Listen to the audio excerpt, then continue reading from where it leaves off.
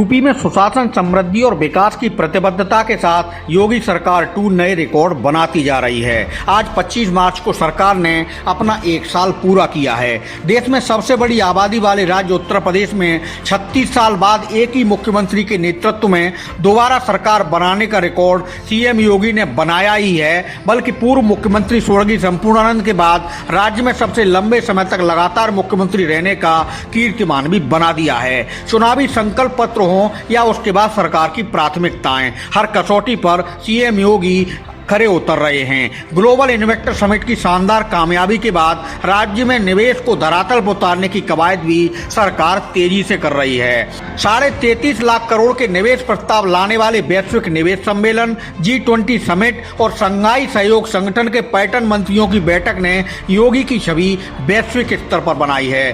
प्रदेश की अर्थव्यवस्था को 10 खरब डॉलर तक ले जाने का रोड मैप भी इसी 1 वर्ष में तैयार किया गया है। हालांकि सरकार ने इस 1 वर्ष में कई चुनौतियों का भी सामना किया है। प्रयागराज कांड से सरकार थोड़ी टेंशन में दिखी है। हालांकि सफलता विफलता के पैमाने पर योगी सरकार की इमेज कामयाबी के ट्रैक पर बहुत बेहतर दिखाई दे रही है। शायद यही वजह है कि आलोचनाओं का ज्वार उठाने के बाद भी विपक्ष मुद्दों के मामले में सरकार को घेरने में फिलहाल नाकामी दिख रहा है। इसका एक उदाहरण प्रयागराज कांड भी माना जा सकता है, जिसमें सीएम योगी ने विधानसभा में माफिया को मिट्टी में मिलाने की बात कही थी और वैसे परिणाम माफिया अति गैंग पर ताबड़तोड़ कार्रवाई और बुलडोजर की गर्जना से दिख भी रहे हैं। योगी बंद सरकार में अपराधियों और माफियाओं के खिलाफ कठोर कार्रवाई ने सीएम योगी की छवि बुलडोजर बाबा की बनाई थी। बेहतर शांति व्यवस्था और दंगा मुक्त उत्तर प्रदेश ने उनकी छवि को देश भर में चमका दिया था। अपने दूसरे कार्यकाल में सीएम योगी और भी ज्यादा सख्त एवं सार्थक फैसले ले रहे हैं, जिससे उनकी छवि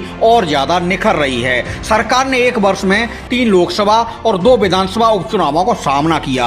इसमें सियासी तौर पर अहम रामपुर व आजमगढ़ जैसे मजबूत समाजवादी गढ़ भाजपा ने छीन कर दिखा दिए। सपा संरक्षक नेताजी मुलायम सिंह यादव के निधन से खाली हुई मैनपुरी लोकसभा सीट पर डिम्पल यादव और खतौली विधानसभा उपचुनाव में आरएलडी के मदन भैया जरूर जीते, मगर रामपुर में सपा महासचिव आजम खां अपने करीबी उम्मीदवार को जिताने में कामयाब नहीं रहे और भाजपा ने यहां भी कब्जा कर लिया। जानकार बताते हैं कि योगी आदित्यनाथ दोबारा मुख्यमंत्री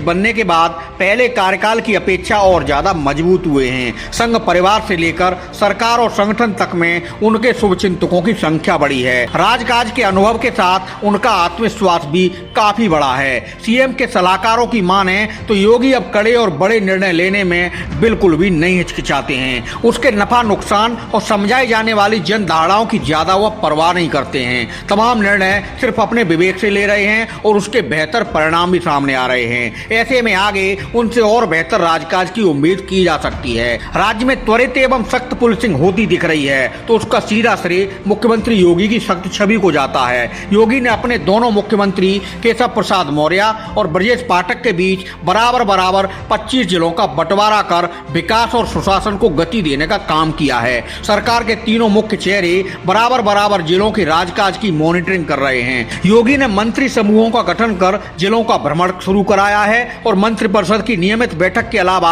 हर 3 महीने बाद मंत्रिमंडल के सभी साथियों के साथ मुलाकात का समय भी निकाला है। सरकार राज्य में नगर निकाय चुनाव समय पर जरूर नहीं करा सकी, मगर इसके लिए कानूनी पेचीदगियां जिम्मेदार मानी जाती हैं। ओबीसी आयोग की रिपोर्ट मिलने के बाद सरकार ने सुप्रीम कोर्ट में रिपोर्ट पेश कर दी है और कभी भी सुप्रीम कोर्ट से चुनाव की हरी झंडी मिल सकती है। योगी 2 सरकार के इस 1 साल में प्रमुख उपलब्धियों पर गौर करें तो सबसे बड़ा काम वैश्विक निवेश सम्मेलन में 33.5 लाख करोड़ रुपए निवेश प्रस्ताव का सामने आया है। ये धरातल पर उतरे तो लगभग 94 लाख लोगों को रोजगार के अवसर मिलेंगे।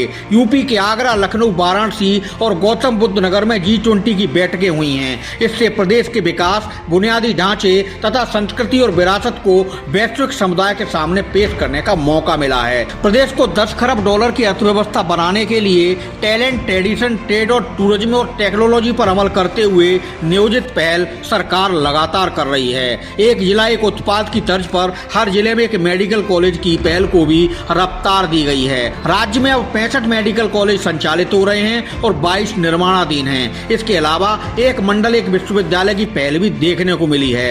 बेहतर कानून व्यवस्था के लिए आगरा, गाजियाबाद और प्रयागराज में भी पुलिस आयुक्त प्रणाली का विस्तार किया गया है।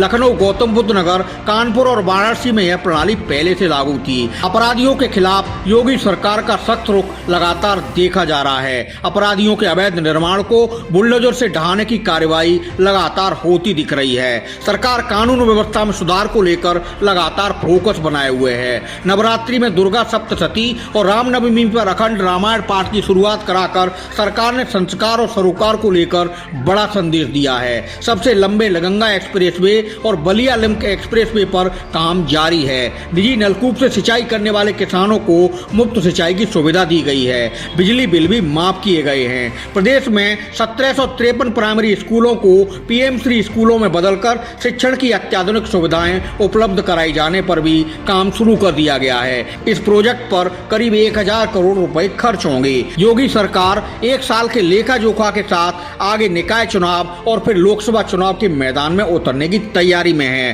कुल मिलाकर कहा जा सकता है कि योगी 2 सरकार के तेवर और तैयारी काफी मजबूत हैं और विपक्ष के लिए यह सबसे बड़ी चुनौती है।